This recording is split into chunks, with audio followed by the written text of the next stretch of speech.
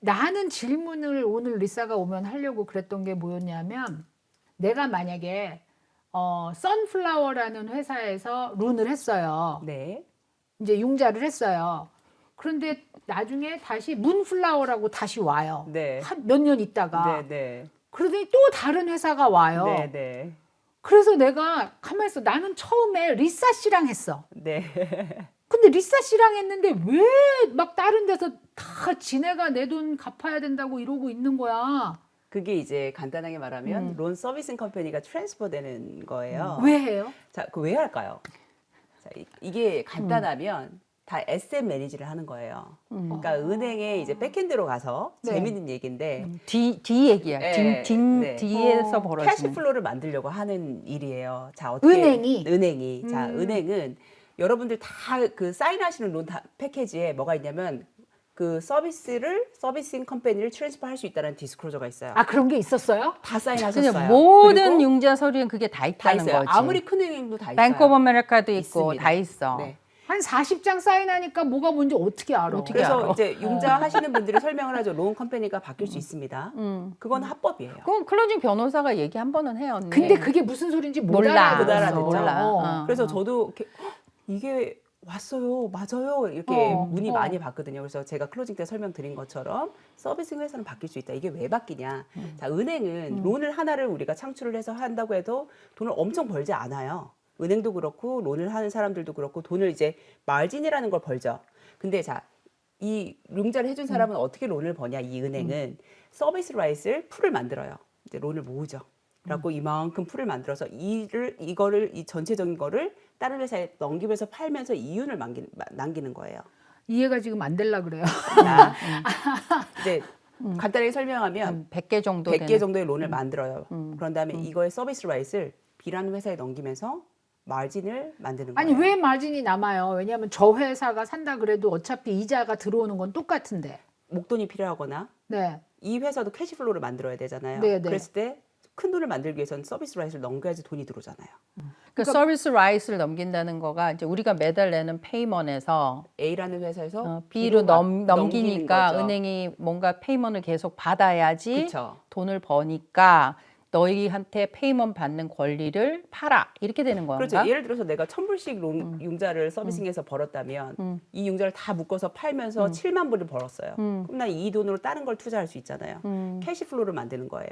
근데 이게 이제 이렇게 얘기해도 여러분들이 뭔 소리인지 모르겠다. 네. 이제 자, 그럴 좀 경우가 어려운데 있어요. 재미있을 수 있는 게 그러면서 그러니까 간단하게 생각하시면 돼요. 내 융자의 서비싱이 B라는 회사로 넘기면서 은행은 서로의 마진을 거기서 남기는 거구나. 손님이 갖고 있는 융자의 이자나 페이먼이나 텀은 절대 바뀌지 않아요. 그냥 백핸드에서 우리가 이 융자에 대한 뭐 우리가 뭐 예를 들어서 7%의 이자를 고정을 했어요. 그럼 그 안에 모든 비용이 다 포함돼 있는 거겠죠. 그러니까 그렇기 때문에 그거는 손님한테 영향이 가지 않지만 이 융자를 서비싱하는 회사들끼리의 어그리멘이 생기는 거예요. 또 한마디로 계약을 하는 거죠. 내가 이걸 넘기고 넌 나한테 얼마를 줘. 그럼 너는 이 론을 12달을 서비스하면서 돈을 벌겠지. 그러면 그 돈을 얘는 그 돈을 벌기 위해서 사가는 거고 이 회사는 목돈을 만들기 위해서 이 론을 파는 거죠. 예, 이게 이제 뒤에서 일어나는 일들이에요. 그걸 손님이 다 알 필요는 없지만 굳이 오신다면 그런 이유 때문에 서비스 라이트를 넘기는 거예요. 그래서 회사가 계속 바뀌는 네. 거야. 알 필요가 없다니. 내가 지금 자꾸만 이상한 편지를 받고 있는데. 그러니까요. 그게 제일 많이 오는데 자 여기서 또 하나는 자 우리가 서비싱을 이 A라는 회사에서 B 회사로 옮길 때 서비싱을 바뀌는 트랜지션이 있잖아요.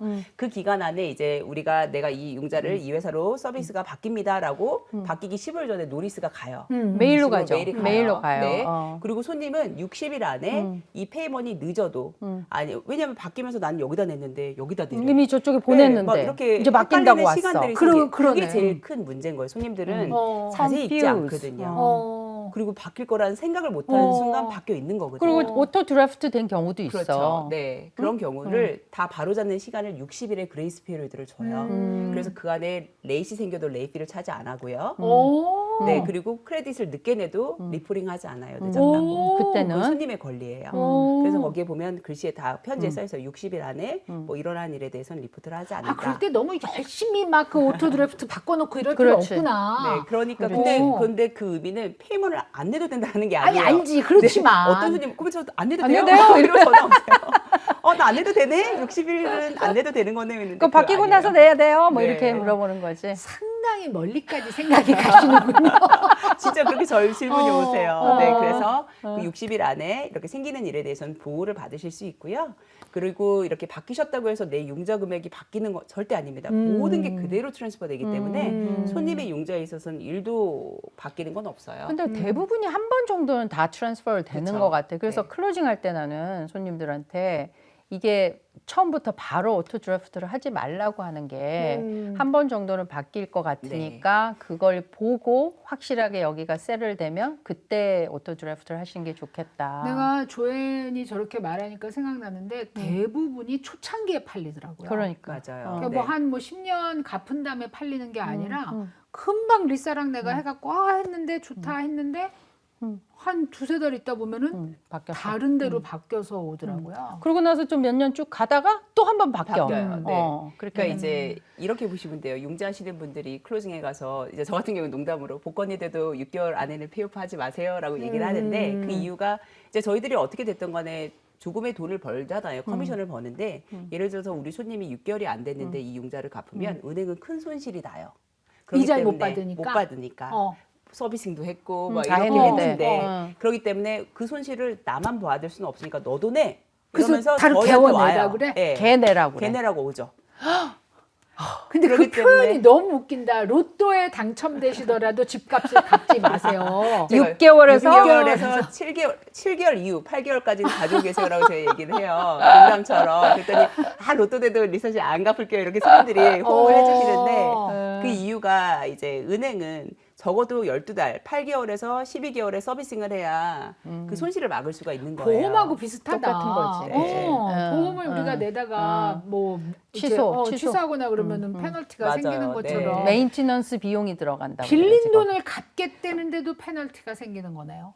그러니까 요즘 또 이런 얘기 하잖아요. 은행이 정말 이자는 계속 오르지만 대부분 요즘 은행들이 이자를 높이면서 경쟁을 하잖아요. 낮추면서 서로요. 근데 정말 뭐 저희끼리 용어로는 너무 마진이 뛰네. 뭐 이런 얘기. 우리가 마진이 장사하는 약해, 사람들도 약해. 이거 요즘 푸드 코스트가 올라서 마진이 너무 없어. 이런 얘기를 하시잖아요. 남기는 용자도 거 똑같아요. 없어. 근데 이거. 그 이유가 다 서비싱하고 관련이 있는 거예요. 어. 내가 이제 이렇게 생각하시면 돼요. 서비싱을 받았을 때 이 융자를 오래 서비싱을 해야지 은행은 돈을 버는 벌어. 거잖아요. 근데 2, 3% 갖고 있는 손님들은 오래 가겠죠. 그러니까 그때는 마진이 좋았던 거예요, 은행들이. 자, 근데 지금 7, 8% 시대가 왔어요. 빨리빨리 갚겠지. 그러면 빨리빨리 갚을 뿐더러 다 생각하는 게 이 재융자 할 거야. 리파이낸스 하려고 기다리지. 기다리잖아. 로또에 당첨될 거야. 그러다 보면 이제 은행에서는 서비싱 라이스로 옮겨도 마진이 더 줄어들기 때문에 은행들도 어차피 리파이낸스 힘들다라는 할 얘기가 거가. 거기서 나오는 그러니까 거죠. 오래 안 갈 거라고 네. 보는 거지. 그 네, 이자를 론이, 갖고 네. 사람들이. 그러니까 내가 이 융자를 서비싱을 얼마나 오래 할까라는 판단을 해서 이 론의 가치를 매긴다면 그게 지금 굉장히 안 좋다는 얘기가 되겠죠. 네. 이제 그런 부분이 뒤에서는 일어나고 있습니다. 그러니까 사실은 내가 오늘 이 책상 하나 이렇게 치는 게 이거로 끝나는 게 아니고 그 뒤에 딸리는 나비 효과라는 게 계기가 되잖아요. 그러니까 내가 집 하나를 사는 게 내가 새 집을 하나 샀다가 아니라 그 뒤에서 일어나는 많은 일들 그리고 연속해서 일어나는 일들이 거기에 다 내포되어 있는 거네요. 그렇지. 네. 보험도 풀 맞아요. 가지고 하는 것처럼 어. 이것도 풀이라잖아. 어떤 손님들은 아니 나는 뱅크어메리카에서 웰스파고에서 큰 은행에서 받았는데 서비싱 안 바뀐다 막 이러시잖아요. 근데 바뀌어요. 거기도 다 사인하는데 저희처럼 이렇게 빨리 트랜지션이 일어나는 게 아니라 거기는 더 큰 풀을 만들기 때문에 오래 걸리는 것뿐이에요. 우리는 밀리언을 만든다면 거기는 빌리언을 만든다든지. 그러니까 이제 사고 파는 속도나 아니면 그 안에 폐업이 된다거나 이러기 때문에 서비싱을 바뀌는 속도가 느릴 뿐이지 모든 은행이나 모든 융자 기관은 서비스를 트랜스퍼할 수 있는 라이트이 있습니다. 네, 그걸 사인하는 순간 발생돼요. 네.